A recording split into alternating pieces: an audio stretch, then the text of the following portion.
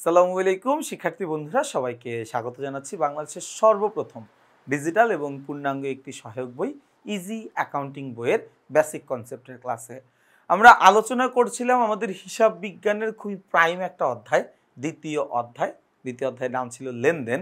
আমরা লেনদেন নিয়ে বেশ কয়েকটা ক্লাস করার পরে আমরা এখন আলোচনা করব হচ্ছে আমাদের হিসাব সমীকরণ নিয়ে। ভাইয়া এখন আমরা আলোচনা করব কি নিয়ে?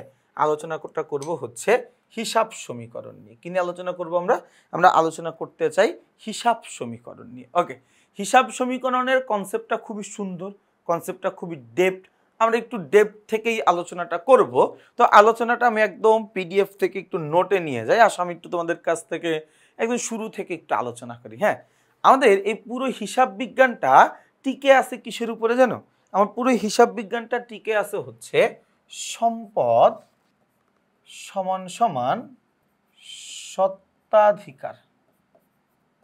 সম্পদ সমান সমান সত্ত্বাধিকার, এই কনসেপ্টটার উপরে আসলে আমার পুরো হিসাব বিজ্ঞানটা টিকে আছে। এখন তুমি বলতে পারো ভাইয়া সমীকরণ তো এইরকম না। দেখো, সম্পদ সমান সমান সত্ত্বাধিকার মানে বোঝায় আমার প্রতিষ্ঠানের মোট যত টাকার সম্পত্তি থাকবে, আমার প্রতিষ্ঠানের উপর মোট ওই সমপরিমাণের টাকার মানুষের অধিকার থাকবে। সত্ত্বাধিকার, বিভিন্ন সত্তাদের অধিকার থাকবে। সত্ত্বাধিকার মানে কি? বিভিন্ন সত্তাদের অধিকার থাকবে। আমার প্রতিষ্ঠানের মোট যত টাকার সম্পত্তি থাকবে, সেই সম্পত্তির উপরে প্রতিষ্ঠানের বিভিন্ন পক্ষের যেই দাবি, এই দাবিকে আমরা বলি সত্ত্বাধিকার। ভাইয়া, আমার প্রতিষ্ঠানের মোট সম্পদ এবং এই মোট সম্পত্তির উপরে প্রতিষ্ঠানের যে বিভিন্ন পক্ষের দাবি, এই দাবিটা প্রকাশ করার যেই মাধ্যম, এই দাবিটা প্রকাশ করার যেই ভাষা, এই দাবিটা প্রকাশ করার যেই উপায়, সেইটাকে আমরা বলছি হিসাব সমীকরণ। আরেকবার বলছি, খেয়াল করো, আমার প্রতিষ্ঠানের মোট সম্পত্তি এবং মোট সম্পত্তির উপরে বিভিন্ন পক্ষের যেই অধিকারটা, এই অধিকারের চিত্রটা বা এই অধিকারের ব্যাপারটা যেই সমীকরণের মাধ্যমে ফুটে উঠছে, সেটাকে আমরা বলছি হিসাব সমীকরণ। এখন মোট সম্পদ তো আমি বুঝলাম যে আমার প্রতিষ্ঠানে যেগুলো অ্যাসেটস, এগুলো হচ্ছে আমার জন্য সম্পদ। সত্ত্বাধিকার জিনিসটাকে, সত্ত্বাধিকার হচ্ছে আমার প্রতিষ্ঠানের মোট সম্পত্তির উপরে বিভিন্ন ব্যক্তি, বিভিন্ন প্রতিষ্ঠান, বিভিন্ন মানুষের যেই অধিকার রয়েছে, সেই অধিকারগুলোকে আমরা বলছি সত্ত্বাধিকার। এখন দেখো, এই যে সত্ত্বাধিকার কথাটা, এই সত্ত্বাধিকারকে আমরা আবার দুইটা ভাগে ভাগ করে ফেলতে পারি। এই সত্ত্বাধিকার, এইটাকে আমরা দুইটা ভাগে ভাগ করতে পারি। এই সত্ত্বাধিকারের একটা পক্ষ আছে, এই সত্ত্বাধিকারের আরেকটা পক্ষ আছে। এই সত্ত্বাধিকারের একটা পক্ষ আছে যেটা হচ্ছে বাইরের মানুষ আমার প্রতিষ্ঠানের সম্পত্তির উপরে দাবি করতে পারে। বাহিরের মানুষেরা আমার প্রতিষ্ঠানের সম্পত্তির উপরে দাবি করতে পারে। বাইরের মানুষেরা যে আমার প্রতিষ্ঠানের উপরে দাবি করে, এদেরকে আমি বলি হচ্ছে দায়। আবার আমার প্রতিষ্ঠানটা স্থাপন করছে কে? মালিক করছে। তাহলে মালিক ব্যবসায় স্থাপন করছে, মালিকের কি আমার ব্যবসায়ের সম্পত্তির উপরে একটু অধিকার আছে না ভাইয়া? মালিক কি আমার ব্যবসায়ের সম্পত্তিটা ভোগ করতে চাইতে পারে না? তাহলে সম্পত্তির উপরে মালিকের যতটুকু অধিকার আছে, এইটুকুকে আমরা আবার বলছি মালিকানা সত্ত্ব। এইটুকুকে আমরা আবার কি বলছি? এইটুকুকে আমরা বলছি মালিকানা সত্ত্ব। এইটুকুকে আমরা আবার কি বলছি? এইটুকুকে আমরা আবার বলছি মালিকানা সত্ত্ব। তাহলে মোট কথা কি দাঁড়াইলো? মোট কথা দাঁড়াইলো এই যে, আমি যদি সমীকরণটাকে এখন নতুনভাবে লিখতে চাই, তাহলে আমি এইভাবে লিখতে পারি যে সম্পদ সমান সমান দায় যোগ মালিকানা সত্ত্ব। সম্পদ সমান সমান দায় যোগ মালিকানা সত্ত্ব, তাই না? এই দায় এবং মালিকানা সত্ত্ব দুটো মিলে হচ্ছে সত্ত্বাধিকার, তাই না? ওকে, তাহলে সম্পদ সমান সমান দায় যোগ মালিকানা সত্ত্ব। এবং এই যে সমীকরণটা আমি লিখলাম, এই সমীকরণটার নাম হচ্ছে আমাদের হিসাব বিজ্ঞানের মৌলিক সমীকরণ। এই সমীকরণটার নাম কি? এই সমীকরণটার নাম হচ্ছে আমার হিসাব বিজ্ঞানের মৌলিক সমীকরণ। করণ। এই সমীকরণটার নাম কি? এই সমীকরণটার নাম হচ্ছে আমার হিসাব বিজ্ঞানের মৌলিক সমীকরণ। কোন সমীকরণ?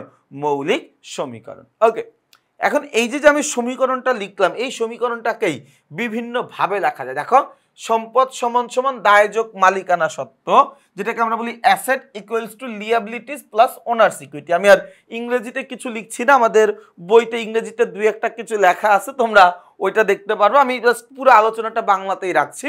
দেখো, আমি চাইলে এই সমীকরণটাকে এইভাবে লিখতে পারি, এইভাবে লিখতে পারি। বীজগাণিতিক কিছু নিয়ম ব্যবহার করে আমি চাইলে সমীকরণটাকে লিখতে পারি এইভাবে, সম্পদ সমান সমান সম্পদ বিয়োগ দায় সমান সমান মালিকানা সত্ত্ব, সমান সমান মালিকানা সত্ত্ব। এভাবে কিন্তু লেখা যায়, তাই না? আমরা বীজগাণিতিক নিয়ম ব্যবহার করে এইভাবে চাইলে লিখতে পারি। আবার আবার আমরা চাইলে সমীকরণটা এইভাবেও লিখতে পারি যে সম্পদ মাইনাস মালিকানা সত্ত্ব, মালিকানা সত্ত্ব সমান সমান দায়। তার মানে আমি এই তিনটা উপায়ের যেইভাবেই লিখছি না কেন, আমার কিন্তু তিনটাই সঠিক হচ্ছে, তিনটাই কিন্তু সঠিক হচ্ছে। ভাইয়া ইংরেজিতে যদি লিখতে চাই, আমার সমীকরণটা ছিল এ সমান সমান এল প্লাস ও ই, তাই না? সমীকরণটাকে আমি চেঞ্জ করে কি লিখতে পারি? এ মাইনাস এল সমান সমান ও ই। আবার আমি চাইলে লিখতে পারি এ মাইনাস ও ই সমান সমান এল। কোনো অসুবিধা কিন্তু নাই এভাবে লিখলে, তাই না?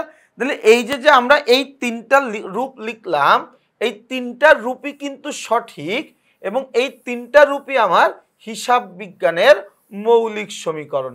এই তিনটা রূপই আমার হিসাব সমীকরণের মৌলিক সমীকরণ। কি সমীকরণ ভাইয়া? এই তিনটাই আমার হিসাব বিজ্ঞানের মৌলিক সমীকরণ। কথাটা কি বুঝে আসছে ভাইয়া?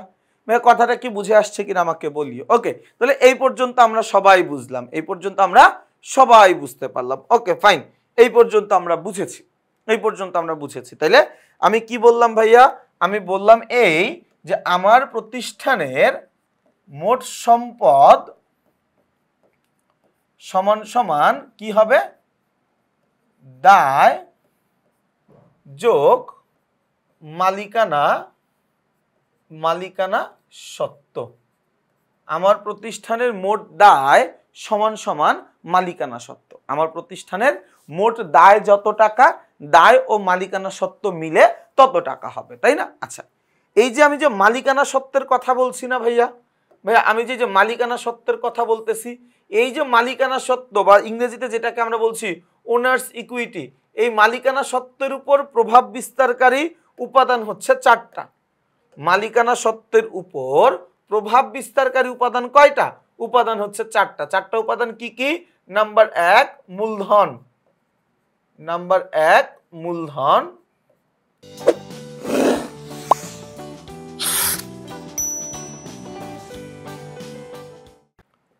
নাম্বার 2 আয়, নাম্বার 3 ব্যয়, নাম্বার 4 উত্তোলন। মালিকানা সত্ত্বের উপর প্রভাব বিস্তারকারী উপাদান কয়টা? মালিকানা সত্ত্বের উপর প্রভাব বিস্তারকারী উপাদান হচ্ছে চারটা। চারটা উপাদান কি কি? মূলধন, আয়, ব্যয়, উত্তোলন। মূলধন, আয়, ব্যয়, উত্তোলন, এই চারটা হচ্ছে আমার মালিকানা সত্ত্বের উপর প্রভাব বিস্তারকারী উপাদান। এই চারটা হচ্ছে আমার মালিকানা সত্ত্বের উপর প্রভাব বিস্তারকারী উপাদান, তাই না? এই চারটা কার উপাদান? মালিকানা সত্ত্বের উপর প্রভাব বিস্তারকারী উপাদান। কার উপাদান ভাইয়া? মালিকানা সত্ত্বের উপর প্রভাব বিস্তারকারী উপাদান। ওকে, এই যে মালিকানা সত্ত্বের উপর প্রভাব বিস্তারকারী চারটা উপাদান, এই চারটা উপাদানকে আমরা আবার দুইটা ভাগে ভাগ করতে পারি। এক, এইটাকে আমরা বলতে পারি মালিকানা সত্ত্বের উপর প্রভাব বিস্তারকারী ধনাত্মক উপাদান। কি উপাদান ভাইয়া? ধনাত্মক উপাদান। এটাকে কি বলতে পারি? মালিকানা সত্ত্বের উপর প্রভাব বিস্তারকারী ধনাত্মক উপাদান। আর ব্যয় ও উত্তোলন, এটাকে আমি বলতে পারি মালিকানা সত্ত্বের উপর প্রভাব বিস্তারকারী ঋণাত্মক উপাদান। ভাই আরেকবার খেয়াল করিও, মূলধন ও আয় এইটাকে আমরা বলি মালিকানা সত্ত্বের উপর প্রভাব বিস্তারকারী ধনাত্মক উপাদান।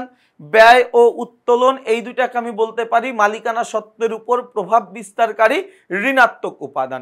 একটা হচ্ছে ধনাত্মক, দুইটা হচ্ছে ধনাত্মক উপাদান, দুইটা হচ্ছে ঋণাত্মক উপাদান। আরো সহজ করে দিই, মূলধন ও আয় এই দুইটা হচ্ছে মালিকানা সত্ত্বকে বৃদ্ধিকারী উপাদান, মালিকানা সত্ত্বকে বৃদ্ধিকারী উপাদান এবং ব্যয় ও উত্তোলন এই দুইটা হচ্ছে মালিকানা সত্ত্বকে হ্রাসকারী উপাদান। কিকারী উপাদান ভাইয়া? হ্রাসকারী উপাদান। আরেকবার খেয়াল করো, মূলধন ও আয় এই দুইটা আমার মালিকানা সত্ত্বকে সবসময় বাড়াইতে চায়, এই জন্য এদেরকে আমরা বলি ধনাত্মক উপাদান বা মালিকানা সত্ত্বকে বৃদ্ধি করে বৃদ্ধিকারী উপাদান। ব্যয় ও উত্তোলন মালিকানা সত্ত্বকে সবসময় কমাইতে চায়, সবসময় হ্রাস করতে চায়, এই জন্য এটাকে আমরা বলছি মালিকানা সত্ত্বকে হ্রাসকারী উপাদান বা ঋণাত্মক উপাদান। ব্যাপারটা কেমন একটু খেয়াল করে দেখো, আমার প্রতিষ্ঠানের মূলধন ও আয়ের পরিমাণ যদি বাড়ে তাহলে মালিকানা সত্ত্বের পরিমাণ বৃদ্ধি পায়। আমার প্রতিষ্ঠানের মূলধন ও আয় বাড়লে, খেয়াল করো, আমার প্রতিষ্ঠানের মূলধন ও আয় যদি বাড়ে, মূলধন ও আয়, মূলধন ও আয়ের ক্ষেত্রে কাহিনীটা কি ভাইয়া? মূলধন ও আয়ের ক্ষেত্রে কাহিনী হচ্ছে মূলধন ও আয়ের পরিমাণ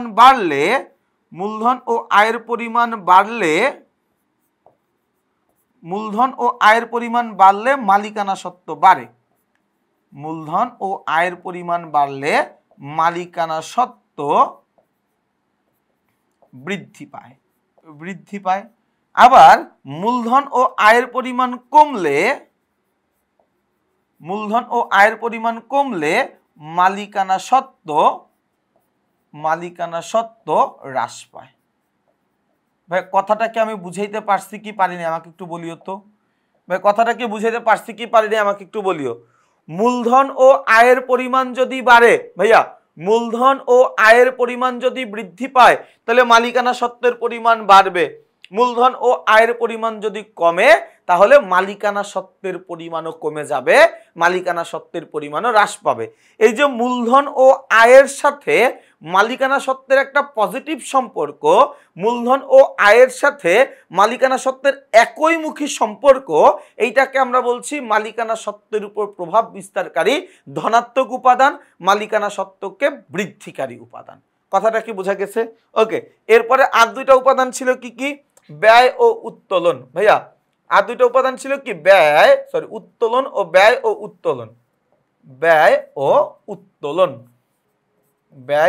উত্তোলন। ওকে, ব্যয় ও উত্তোলনের ক্ষেত্রে কাহিনীটা কি ভাইয়া?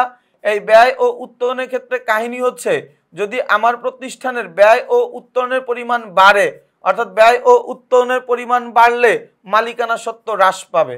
ব্যয় ও উত্তোলনের পরিমাণ বাড়লে মালিকানা সত্ত্ব হ্রাস পাবে। ব্যয় ও উত্তোলনের পরিমাণ কমলে মালিকানা সত্ত্ব বৃদ্ধি পাবে। তাহলে একটা জিনিস খেয়াল করে দেখো তো, ব্যয় ও উত্তোলনের সাথে মালিকানা সত্ত্বের একটা অপোজিট রিলেশন, উল্টা একটা সম্পর্ক। কেমন? ব্যয় ও উত্তোলন যদি বাড়ে মালিকানা সত্ত্ব কমে, ব্যয় আর উত্তোলন যদি কমে তাহলে মালিকানা সত্ত্ব বাড়ে।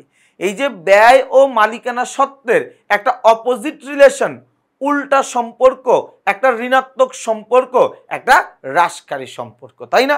তাহলে আমি যদি এমন কোনো একটা সমীকরণ ডেভেলপ করতে চাই, এমন কোনো একটা সমীকরণ আমি যদি বানাইতে চাই যেই সমীকরণে মালিকানা সত্ত্ব থাকবে না কিন্তু মালিকানা সত্ত্বকে প্রভাবিত করে এই রকম যেই চারটা উপাদান আছে, এই চারটা উপাদান থাকবে, তাইলে সমীকরণটা দেখতে কেমন হবে? তাহলে আমার সমীকরণটা দেখতে হবে হচ্ছে এই যে সম্পদ সমান সমান দায় যোগ মূলধন যোগ আয় বিয়োগ ব্যয় বিয়োগ উত্তোলন। তো দেখো আমি এমন একটা সমীকরণ বানাইলাম যেই সমীকরণে মালিকানা সত্ত্বের পরিবর্তে বাকি যে 4টা উপাদান আছে, মূলধন, আয়, ব্যয়, উত্তোলন, এই 4টা উপাদান এখানে আছে, এই 4টা উপাদান এখানে আছে। তাহলে এই সমীকরণটার নাম কি ভাইয়া? এই যে সমীকরণটা আমি লিখলাম, এই যে সমীকরণটা আমি এখানে লিখলাম, ভাইয়া খেয়াল করো, এই যে সমীকরণটা আমি এখানে লিখলাম, এই সমীকরণটার নাম হচ্ছে হিসাব সমীকরণের বর্ধিত রূপ।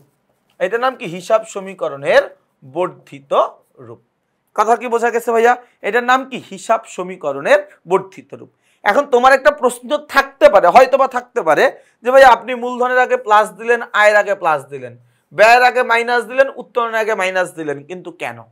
দেখো ভাইয়া, ব্যয় আর মূলধন ও আয় হচ্ছে মালিকানা সত্ত্বের উপর প্রভাব বিস্তারকারী ধনাত্মক উপাদান। কি উপাদান ভাইয়া? এই ব্যয়, মূলধন ও আয় হচ্ছে মালিকানা সত্ত্বের উপর প্রভাব বিস্তারকারী ধনাত্মক উপাদান।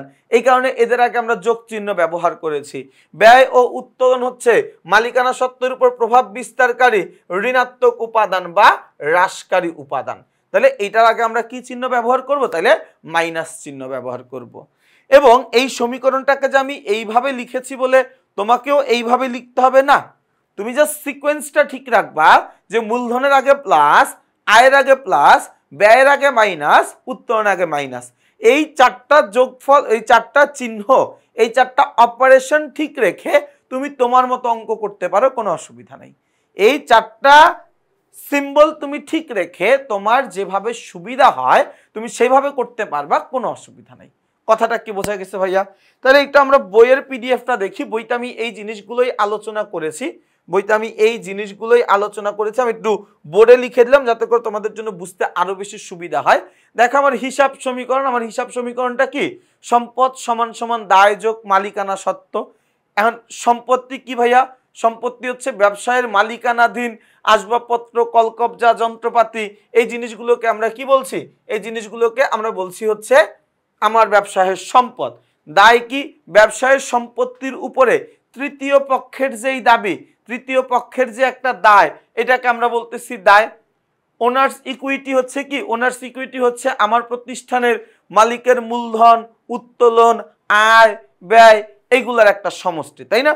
তাহলে সমীকরণটাকে আমি বিশ্লেষণ করে লিখতে পারি এইরকম, মালিকানা সত্ত্বের উপর প্রভাব বিস্তারকারী উপাদানগুলোকে আমি লিখতে পারি এইরকম। কথাটাকে আমি বুঝাইতে পারছি ভাইয়া? তাহলে বইতে যা আছে আমরা ওই জিনিসটাই আলোচনা করেছি, বাট আমি নিজে একটু লিখে দিছি। হিসাব সমীকরণ তো লিখে দিতে একটু ভাল লাগে ভাইয়া।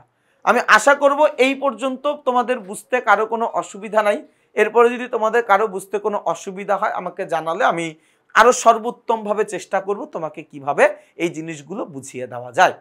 তোমাদের সবাইকে অনেক অনেক ধন্যবাদ জানাচ্ছি। তোমরা যারা যারা আমাদের এই ইজি অ্যাকাউন্টিং বইটা সংগ্রহ করে এই বইটা নিয়মিত পাঠ করছো, নিয়মিত অধ্যয়ন করছো, আমি তোমাদেরকে এতটুকু নিশ্চয়তা দিতে পারি, তুমি যদি এই ইজি অ্যাকাউন্টিং বইটা পরিপূর্ণভাবে শেষ করে ফেলতে পারো তাহলে কিন্তু তোমার এসএসসি পরীক্ষায় হিসাব বিজ্ঞানে খুবই দুর্দান্ত একটা ফলাফল অপেক্ষা করছে। সবাইকে শুভকামনা জানাচ্ছি, সবাইকে ভালোবাসা জানাচ্ছি। সবাই আমার জন্য দোয়া করবা, আমাদের এই ইজি অ্যাকাউন্টিং বইটা যেন তোমাদের সবার পছন্দের একটা বই হয়, তোমাদের সবার হিসাব বিজ্ঞানের, এসএসসির হিসাব বিজ্ঞানের রেজাল্টকে সাফল্যমণ্ডিত করতে পারে, সেই জন্য দোয়া করবা। সবাই ভালো থাকবা। আসসালামু আলাইকুম।